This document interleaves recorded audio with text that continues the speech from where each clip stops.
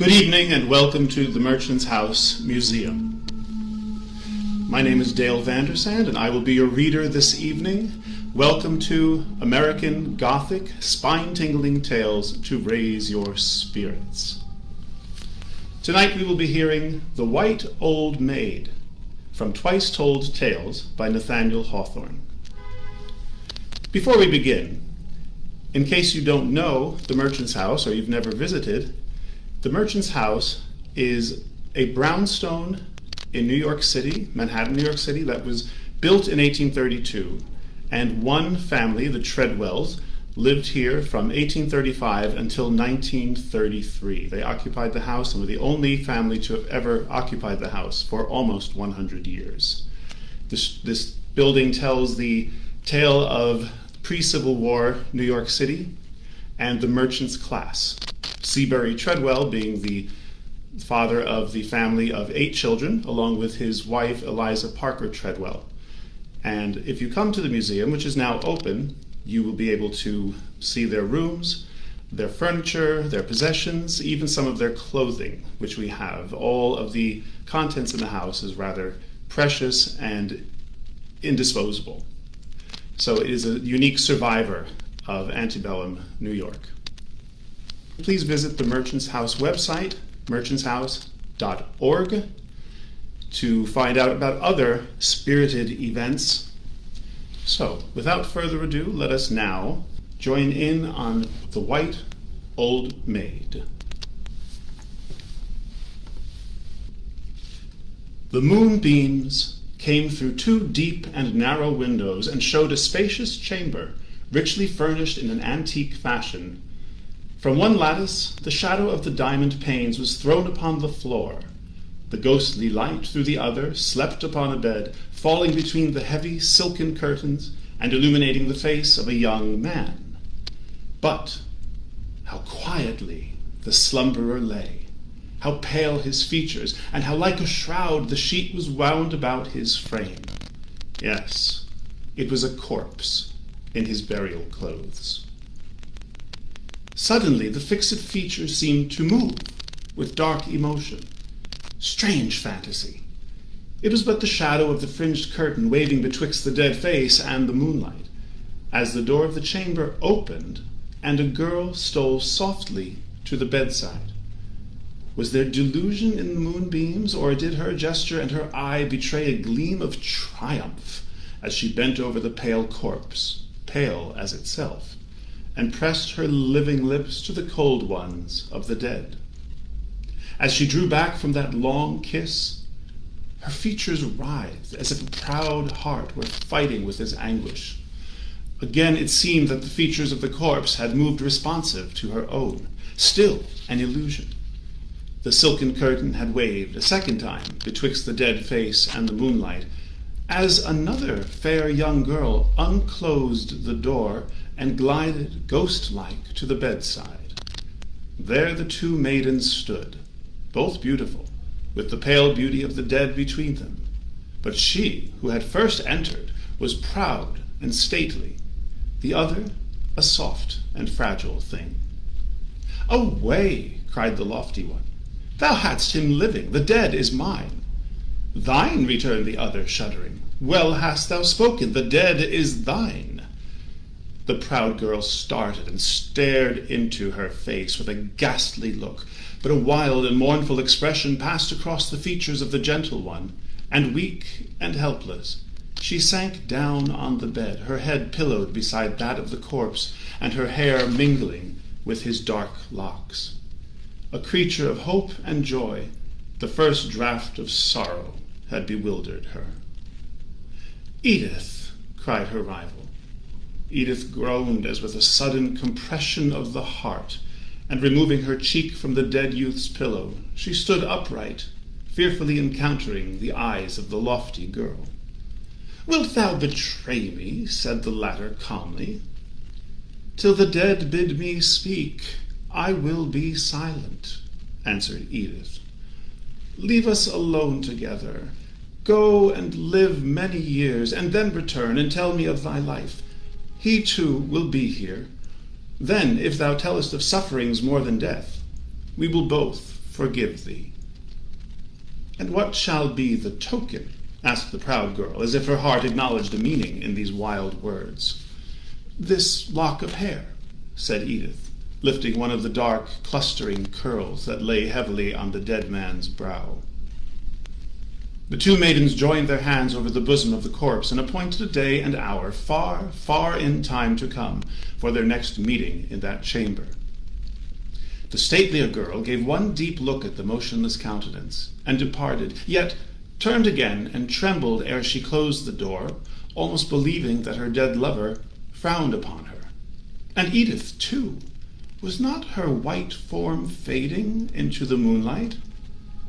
Scorning her own weakness, she went forth and perceived that a negro slave was waiting in the passage with a wax light, which he held between her face and his own, and regarded her, as she thought, with an ugly expression of merriment. Lifting his torch on high, the slave lighted her down the staircase and undid the portal of the mansion. The young clergyman of the town had just ascended the steps, and bowing to the lady, passed in without a word. Years, many years, rolled on. The world seemed new again, so much older was it grown since the night when those pale girls had clasped their hands across the bosom of the corpse. In the interval, a lonely woman had passed from youth to extreme age, and was known by all the town as the Old Maid in the Winding Sheet. A taintive insanity had affected her whole life, but so quiet, sad, and gentle, so utterly free from violence, that she was suffered to pursue her harmless fantasies unmolested by the world, with whose business or pleasures she had naught to do. She dwelt alone, and never came into the daylight, except to follow funerals. Whenever a corpse was borne along the street, in sunshine, rain, or snow, whether a pompous train of the rich and proud thronged after it, or few and humble were the mourners, behind them came the lonely woman in a long white garment, which the people called her shroud. She took no place among the kindred or the friends, but stood at the door to hear the funeral prayer, and walked in the rear of the procession as one whose earthly charge it was to haunt the house of mourning, and be the shadow of affliction, and see that the dead were duly buried. So long had this been her custom, that the inhabitants of the town deemed her a part of every funeral, as much as the coffin pall or the very corpse itself, and augured ill of the sinner's destiny unless the old maid in the winding sheet came gliding like a ghost behind. Once, it is said, she affrighted a bridal party with her pale presence, appearing suddenly in the illumined hall just as the priest was uniting a false maid to a wealthy man, before her lover had been dead a year. Evil was the omen to that marriage.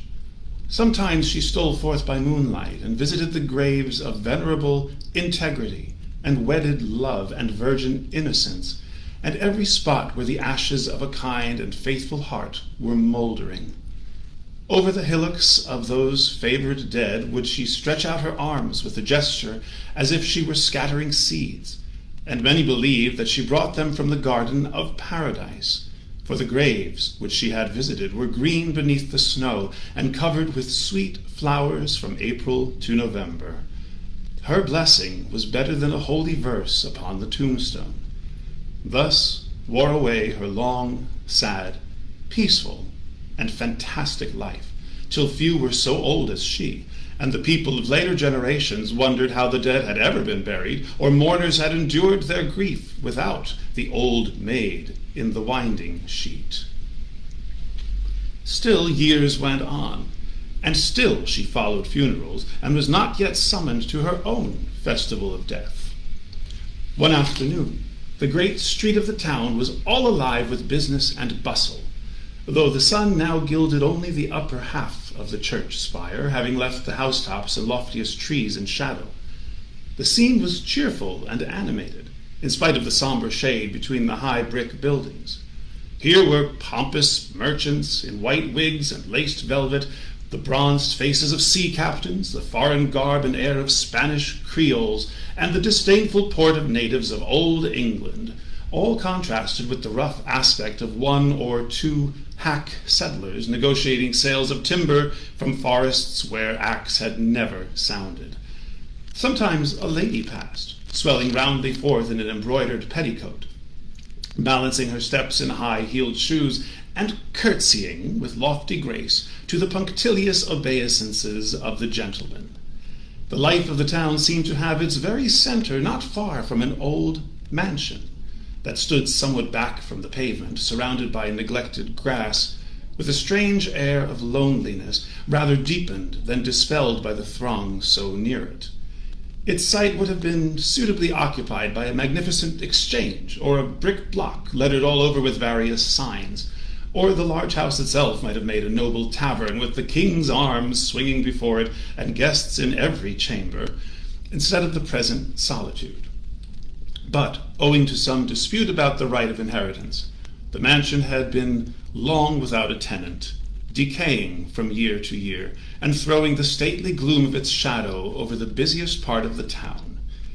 Such was the scene, and such the time, when a figure, unlike any that have been described, was observed at a distance down the street.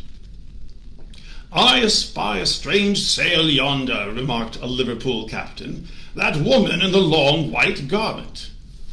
The sailor seemed much struck by the object, as were several others who at the same moment caught a glimpse of the figure that had attracted his notice. Almost immediately, the various topics of conversation gave place to speculations in an undertone on this unwonted occurrence. "Can there be a funeral so late this afternoon?" inquired some. They looked for the signs of death at every door, the sexton, the hearse, the assemblage of black-clad relatives, all that makes up the woeful pomp of funerals. They raised their eyes also to the sun-gilt spire of the church, and wondered that no clang proceeded from its bell, which has always tolled till now, when this figure appeared in the light of day. But none had heard that a corpse was to be borne to its home that afternoon, nor was there any token of a funeral, except the apparition of the old maid in the winding-sheet. "What may this portend?" asked each man of his neighbor. All smiled as they put the question, yet with a certain trouble in their eyes, as if pestilence or some other wide calamity were prognosticated by the untimely intrusion among the living of one whose presence had always been associated with death and woe. What a comet is to the earth was that sad woman to the town. Still she moved in. She moved on, while the hum of surprise was hushed at her approach, and the proud and the humble stood aside, that her white garment might not wave against them. It was a long, loose robe of spotless purity. Its wearer appeared very old, pale, emaciated, and feeble, yet glided onward without the unsteady pace of extreme age. At one point of her course, a little rosy boy burst forth from a door and ran with open arms toward the ghostly woman, seeming to expect a kiss from her bloodless lips. She made a slight pause, fixing her eye upon him with an expression of no earthly sweetness, so that the child shivered and stood awestruck rather than affrighted, while the old maid passed on. Perhaps her garment might have been polluted even by an infant's touch. Perhaps her kiss would have been death to the sweet boy within a year. "She is but a shadow," whispered the superstitious. The child put forth his arms and could not grasp her robe. The wonder was increased when the old maid passed beneath the porch of the deserted mansion, ascended the moss-covered steps, lifted the iron knocker, and gave 3 raps. The people could only conjecture that some old remembrance, troubling her bewildered brain, had impelled the poor woman hither to visit the friends of her youth, all gone from their home, long since and forever, unless their ghosts still haunted it. Fit company for the old maid in the winding-sheet. An elderly man approached the steps, and reverently uncovering his grey locks, essayed to explain the matter. "None, madam," said he, "have dwelt in this house these 15 years agone. No, not since the death of old Colonel Fenwick, whose funeral you may remember to have followed. His heirs, being ill agreed among themselves, have left the mansion house go to ruin." The old maid looked slowly round with a slight gesture of one hand and a finger of the other upon her lip, appearing more shadow-like than ever in the obscurity of the porch. But again she lifted the hammer and gave this time a single rap. Could it be that a footstep was now heard coming down the staircase of the old mansion, which all conceived to have been so long untenanted? Slowly, feebly, yet heavily, like the pace of an aged and infirm person, the step approached, more distinct on every downward stair, till it reached the portal. The bar fell on the inside. The door was opened. One upward glance toward the church spire, whence the sunshine had just faded, was the last that the people saw of the old maid in the winding sheet. "Who undid the door?" asked many. This question, owing to the depth of shadow beneath the porch, no one could satisfactorily answer. 2 or 3 aged men, while protesting against an inference which might be drawn, affirmed that the person within was a Negro, and bore a singular resemblance to old Caesar, formerly a slave in the house, but freed by death some 30 years before. "Her summons has waked up a servant of the old family," said one, half seriously. "Let us wait here," replied another. "More guests will knock at the door anon, but the gate of the graveyard should be thrown open." Twilight had overspread the town before the crowd began to separate, or the comments on this incident were exhausted. One after another was wending his way homeward, when a coach, no common spectacle in those days, drove slowly into the street. It was an old-fashioned equipage, hanging close to the ground with arms on the panels, a footman behind, and a grave, corpulent coachman seated high in front, the whole giving an idea of solemn state and dignity. There was something awful in the heavy rumbling of the wheels. The coach rolled down the street, till, coming to the gateway of the deserted mansion, it drew up, and the footman sprang to the ground. "Whose grand coach is this?" asked a very inquisitive body.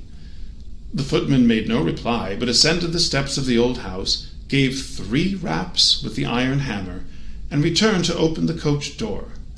An old man, possessed of the heraldic lore so common in that day, examined the shield of arms on the panel. "Azure, a lion's head erased between 3 flower-de-luces," said he.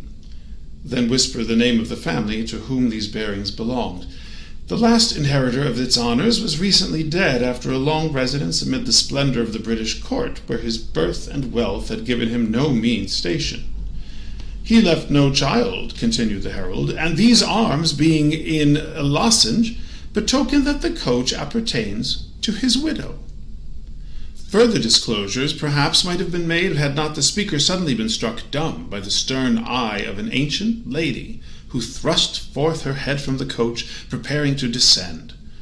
As she emerged, the people saw that her dress was magnificent, and her figure dignified in spite of age and infirmity, a stately ruin, but with a look at once of pride and wretchedness.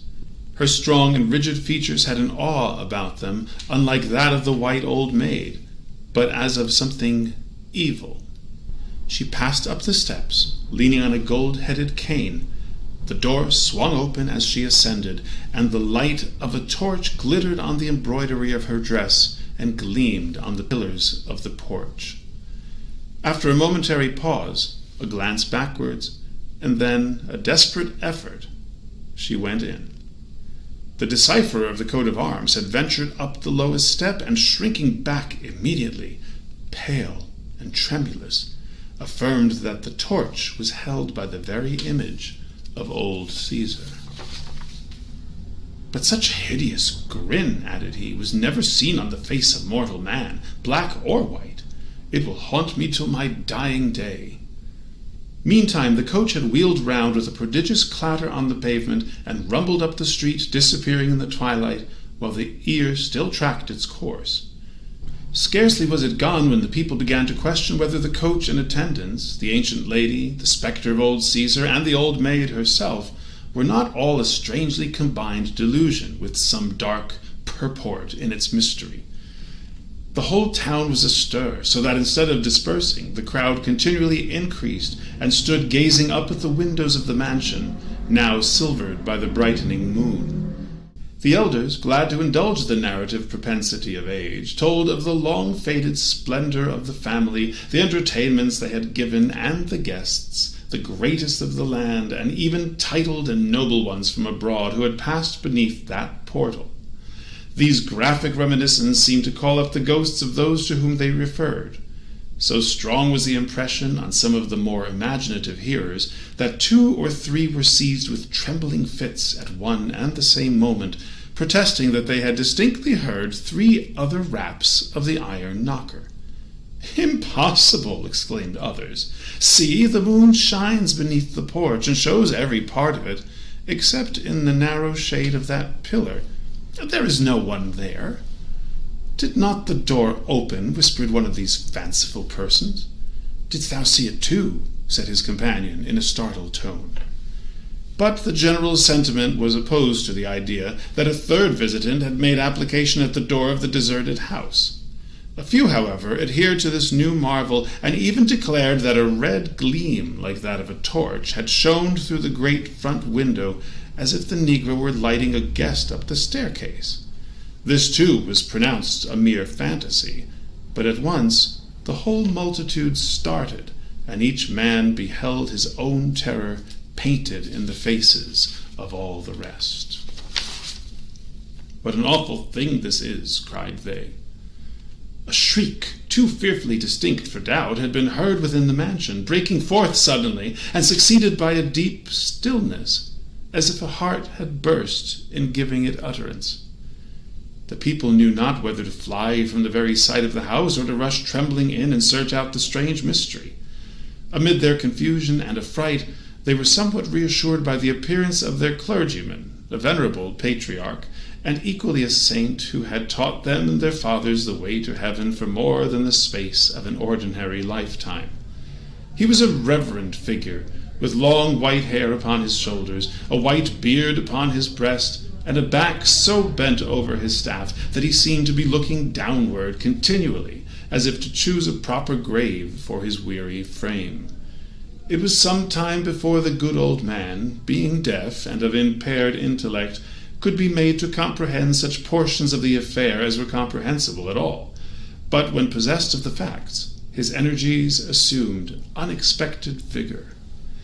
"Verily," said the old gentleman, "it will be fitting that I enter the mansion house of the worthy Colonel Fenwick, lest any harm should have befallen that true Christian woman whom ye call the Old Maid in the winding sheet." Behold then the venerable clergyman ascending the steps of the mansion with a torch-bearer behind him. It was the elderly man who had spoken to the old maid, and the same who had afterwards explained the shield of arms and recognized the features of the negro. Like their predecessors, they gave 3 raps with the iron hammer. "Old Caesar cometh not," observed the priest. "Well, I wot he no longer doth service in this mansion." "Assuredly, then, it was something worse in old Caesar's likeness," said the other adventurer. "Be it as God wills," answered the clergyman. "See, my strength, though it be much decayed, hath sufficed to open this heavy door. Let us enter and pass up the staircase." Here occurred a singular exemplification of the dreamy state of a very old man's mind. As they ascended the wide flight of stairs, the aged clergyman appeared to move with caution, occasionally standing aside, and oftener bending his head, as it were in salutation, thus practicing all the gestures of one who makes his way through a throng. Reaching the head of the staircase, he looked around with sad and solemn benignity, laid aside his staff, bared his hoary locks, and was evidently on the point of commencing a prayer.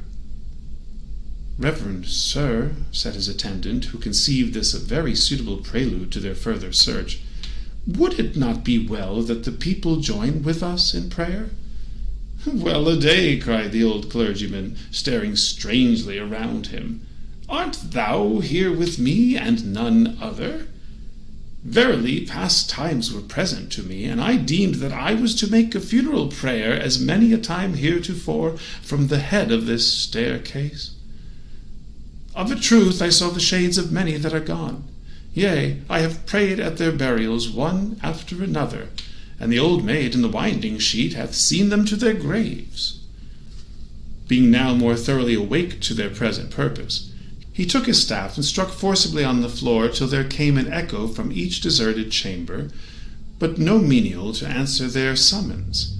They therefore walked along the passage, and again paused opposite to the great front window, through which was seen the crowd in the shadow and partial moonlight of the street beneath. On their right hand was the open door of a chamber, and a closed one on their left. The clergyman pointed his cane to the carved oak panel of the latter. Within that chamber, observed he, a whole lifetime since did I sit by the deathbed of a goodly young man, who, being now at the last gasp. Apparently there was some powerful excitement in the ideas which had now flashed across his mind.